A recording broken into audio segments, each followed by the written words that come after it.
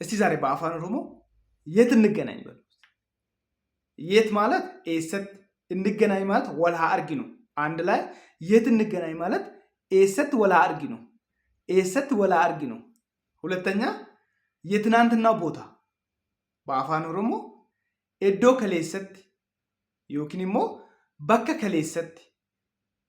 ሶስተኛ ስንት ሰዓት ላይ በአፋን ኦሮሞ ሰዓቲ ሜቀት ሰዓቲ ሜቀት 8 ሰዓት አካባቢ 8 ሰዓት አካባቢ ማለት በአፋን ኦሮሞ ናኖ ሰዓቲ ሰዴቲቲ ናኖ ሰዓቲ ሰዴቲቲ።